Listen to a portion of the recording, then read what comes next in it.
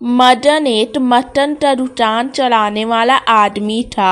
अपनी दुकान से ही वे अपने परिवार का लालन पालन किया करता था।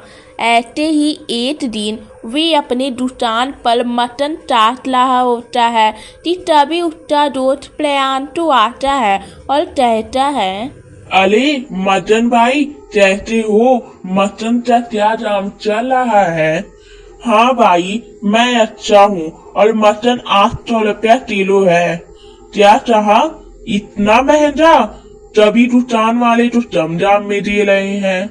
देखो भाई एक दाम तो कम ज्यादा नहीं होगा। बाकी दुकान वालों तो मुझे पता नहीं। मुझे पता है कि मेरे दुकान का मटन अच्छा और ताजा है, इसलिए दाम भी सही लगता हुआ है। ठीक है दे दो आधा किलो। प्रियांशु की बात सुनकर मदन उसे आधा किलो मटन नाप तोलकर दे देता है। प्रियांशु पहले तो जुबान का बहुत मीठा था, लेकिन वे मदन और उसके व्यापार से अंदर ही अंदर बहुत नफरत चलता था।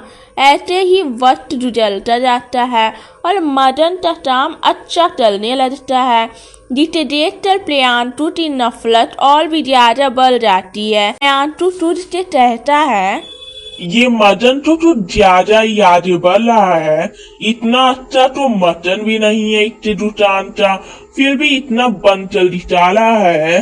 इसका दिमाग तो सही चलना ही पड़ेगा। बहुत कहता है ना कि इससे दुकान का मटन सबसे अच्छा और ताजा है। अब देखो कैसे मैं इससे सारा काम बंद चलवाता हूँ। ऐसे ही एक दिन मदन की जगह पर उसकी बीबी मटन की दुकान पर बैठी हुई थी, जहाँ ग्राहकों का आना जाना बना हुआ था। तभी उसकी दुकान पर नकली आटू लिए प्रियांशु आता है और कहता है, अरे नीलम भाभी गजब हो गया। आज वे लल्लन भाई मिला था, उसने मुझे बताया कि मदन भाई तो बहुत टोस्ट लगी है आज। क्या? ये क्या कह रही हो आप? ए भगवान ऐसा कैसे हो गया? मैं क्या करूं अब? दुकान पर भी लोगों के आने का समय हो रहा है और इनके साथ ये सब हो गया। अरे भाभी आप चिंता मत करो, मैं हूँ यहाँ पर। आप जाओ, भैया तो आपकी जरूरत है। परेशान होती हुई नीलम जल्दी से जल पहुंचती है और वे देखती है कि मदन बिल्कुल ठीक है। उसके बाद नीलम उसे सारी बात बताती है। दोनों पति पत्नी जल्दी से अपनी मटन की दुकान पर जाते हैं। तभी प्रियांशु बोलता है, अरे भैया तुम आ गए, तुम तो बिल्कुल ठीक हो। लल्लन ने जो मुझे बोला था वे मैंने भाभी तो बोल दिया। लगता है वे नशे में था, माफ करना जल्दी हो गई। हाँ ठीक है कोई बात नहीं, अपना काम तो हो गया। अब देखना तेरी दुकान और तेरा नाम कैसे बदनाम चलता हूँ मैं। प्रियांशु वहाँ से चला जाता है और मदन अपने काम में लग जाता है। अल्लोड प्रियांशु ऐसे ही किसी न किसी बहाने से मदन की दुकान पर आया चलता है और किसी वजह से लोड उन्हें टोली रेल के लिए कहीं दूर भेज देता है और उससे ना होने पर तुझ दुकान पर बैठकर लोडों तो दुगने तीन दुने दामों में मटन बेच दिया चलता है और सारे पैसे अपने जेब में रख लेता है। धीरे धीरे मदन के ग्राहक कम होने लगते हैं। ऐसे ही एक दिन मदन अपनी मटन की दुकान खोलता है। तभी एक आदमी मटन लेकर उसके पास आता है और बोलता है, अरे ये क्या है? ये मटन देखो चल ही लेकर जया था तुम्हारी दुकान से, पूरे 500 रुपये का। ऊपर से ये बेचाल मटन दिया है। अरे इस मटन तो चाहकर मैं और मेरा परिवार अगर बीमार पड़ गया तो पैसे तुम देते? ये कैसी बात चल रहे हैं आप?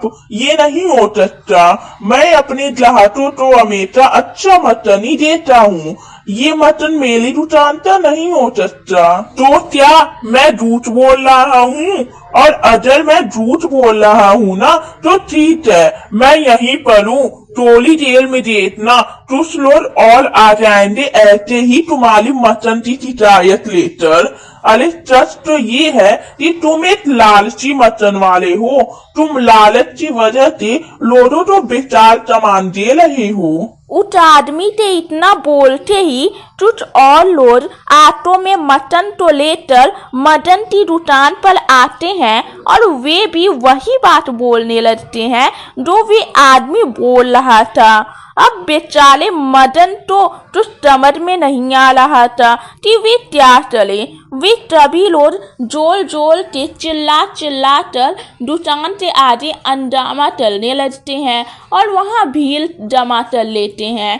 तब लालची मटन वाला बोल बोलकर मदन पर चिल्लाने लगते हैं और मदन जैसे तैसे लोगों तो टांट चलता है और तभी तो वहां तो वापस भेज देता है और तुझ से कहता है, हे भगवान, ये क्या हो गया?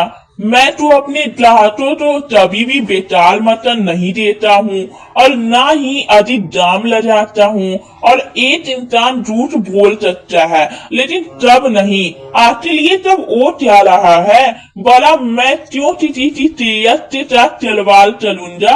आखिर कौन है जो मुझे सबकी नजरों में लालची मटन वाला साबित चलना चाहता है? इस बात का पता तो लगाना ही होगा।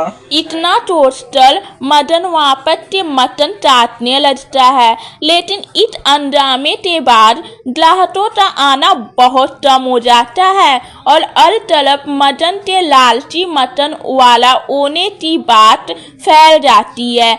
दुकान अच्छा ना चलने की वजह से ढलती हालत भी खराब हो जाती है। ऐसे ही एक दिन प्रियांशु मदन की दुकान पर आता है और बोलता है, अरे मदन भाई, नीलम भाभी ने तुम्हें ढल पर बुलाया है।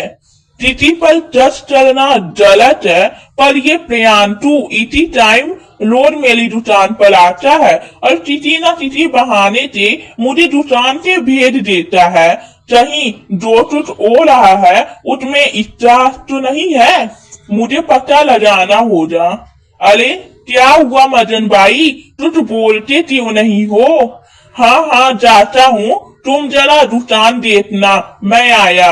इतना कहकर मदन वहां से चला जाता है और चुप चल प्रियांशु पर नजर लगता है। तभी प्रियांशु तुझ के कहता है, ये कितना बेवकूफ आदमी है। मैं हमेशा इसे किसी न किसी बहाने से यहाँ से भेज देता हूँ, फिर इससे जाते ही अपना काम चलता हूँ। इससे मटन में मिलावट चलता हूँ, साथ ही ग्राहकों से दाम बढ़ा कर लेता हूँ और सारा पैसा अपने जेब में डाल लेता हूँ। इतना कहकर प्रियांशु मिलावट चलना शुरू कर देता है। ये तब चलते हुए मदन उसे देख लेता है। कुछ देर बाद वे दुकान पर वापस आता है और प्रियांशु वहां से चला जाता है। मदन दुकान बंद चलते दवाई का डिब्बा अपनी जेब में डालकर डल जाता है, जिसके बाद बिना किसी देरी के दोनों पति पत्नी हॉस्पिटल जाकर दवाई की जांच करवाते हैं और डॉक्टर कहता है, देखिए, इसे एक किस्म का जहर कह लीजिए। इसे किसी भी जानवरों में लगा दिया जाए तो उसका मांस सलाब हो जाता है और यदि उस मांस को खा लिया जाए तो इंसान जरूर बीमार पड़ जाएगा। यहाँ तक कि वे इतना बीमार पड़ सकता है कि उसकी जान भी जा सकती है। डॉक्टर की बात सुनकर मदन और नीलम वापस से अपने दुकान पर आते हैं और देखते हैं कि बचा हुआ सारा मटन डंडे तलीटे से बेकार हो गया है।